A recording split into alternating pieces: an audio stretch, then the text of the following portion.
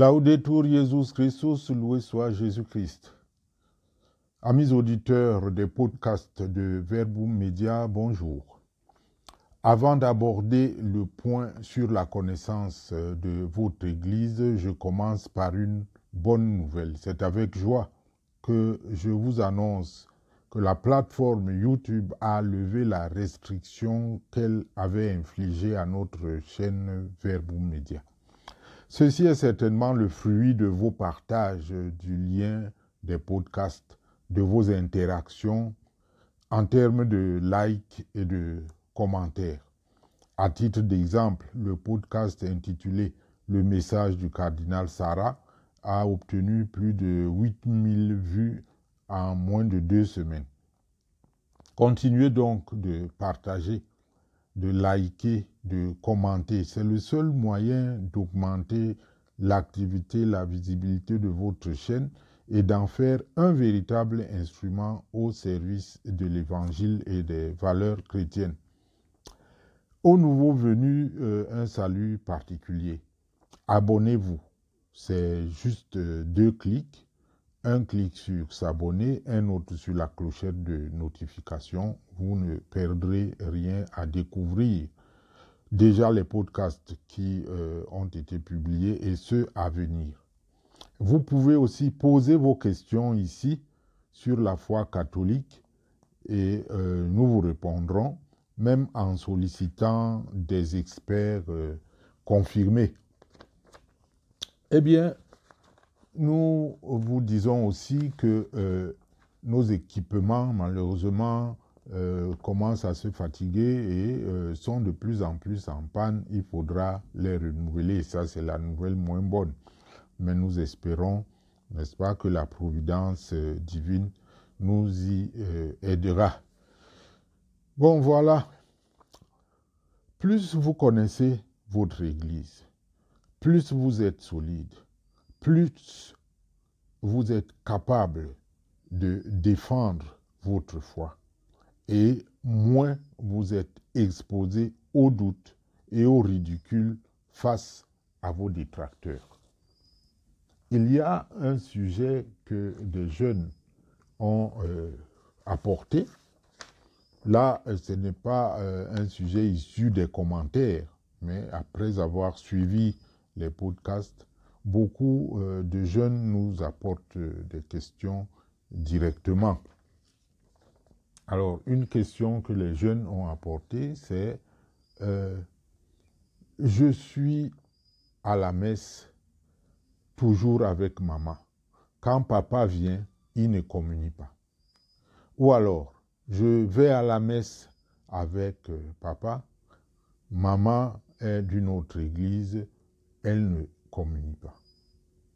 Voilà donc des couples mixtes où papa et maman sont dans des confessions chrétiennes différentes et vivent toutefois une belle tolérance. Mais les enfants sont très gênés par ce genre de choses. Ils constatent que la partie non catholique ne communie jamais quand toute la famille est à la messe. Et ils demandent pourquoi. Cette question est très compliquée. Pourquoi des gens qui partagent tout, qui sont unis pour le meilleur et pour le pire, comme on aime à le dire le jour du mariage, jusqu'à ce que la séparation soit prononcée par la mort, par le décès de l'une des parties. Pourquoi c'est la communion au corps et au sang du Christ, le sommet de notre foi?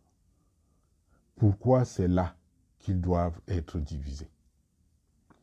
Alors, comme la question est complexe, j'ai décidé d'y répondre par un raccourci, pour être vraiment simple. En fait, si la partie non catholique est convaincue de la foi catholique en la présence réelle du Christ vivant dans le pain et le vin consacrés, eh bien, elle peut communier, mais au préalable, demander à l'évêque diocésain ce que l'on appelle l'hospitalité eucharistique. L'hospitalité eucharistique existe dans plusieurs cas. sous quelques conditions, minimales d'ailleurs. Le curé peut vous aider à mener cette démarche. L'évêque va alors donner son accord après examen du cas et vos deux parents vont communier. Vous n'en serez que plus contents.